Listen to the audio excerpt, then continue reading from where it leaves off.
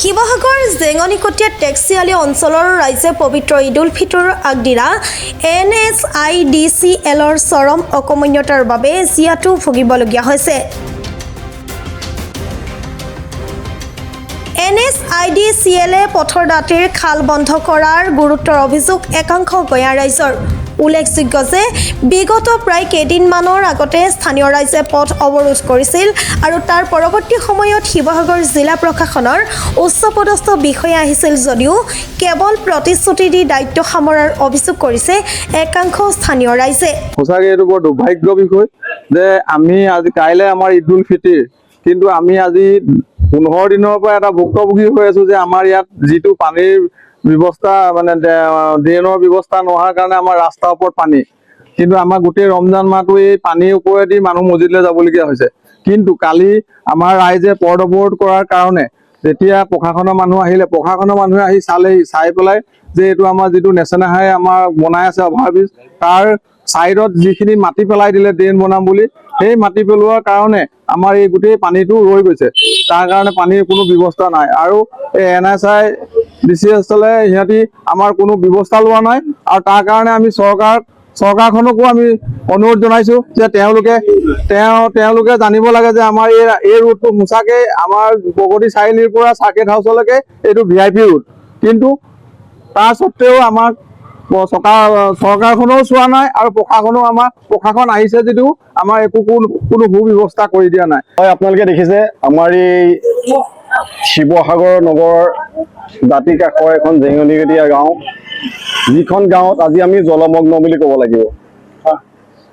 আৰু ইয়াৰ প্ৰথম কথা হ'ল কি, 4 লাইনৰ কৰ্তৃপক্ষই যিখিনি কাম কৰিছে, নেশ্যনেল হাইৱে চাৰিআলিটোৰ মূৰত এখন অভাৰব্ৰিজ বনাই আছে, দেখি আছে আপোনালোকে।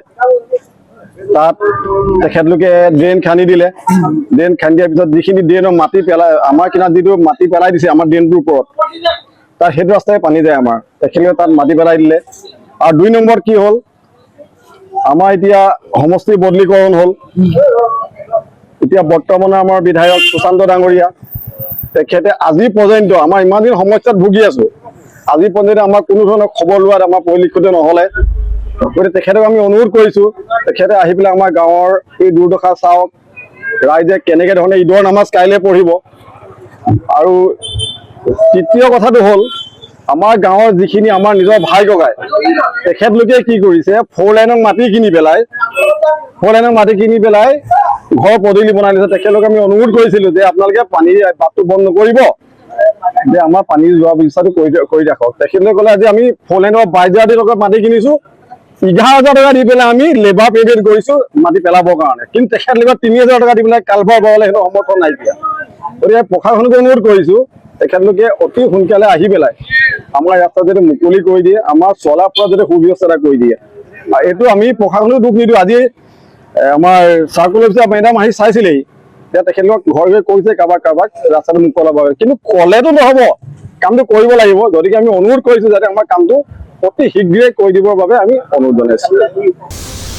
শিৱসাগৰৰ পৰা মুছাবে আলীৰ ৰিপৰ্ট, প্ৰাত টাইম ডিজিটেল। শদিয়াৰ পৰা ধুবুৰীলৈ, বৰাকৰ পৰা ব্ৰহ্মপুত্ৰলৈ সকলোৰে মাজত চিনাকি এটা নাম প্ৰাত টাইম। থলুৱা ভাষা, কৃষ্টি আৰু সত্য বাতৰিৰ আধাৰত প্ৰতিষ্ঠিত খবৰ প্ৰাত টাইমৰ প্ৰতিটো বা বাতৰি পুংখানুপুংখভাৱে চাবলৈ Facebook, YouTube, website, Twitter, Instagram আৰু ব্লগাৰ পেজত লাইক আৰু ফ'ল' কৰক।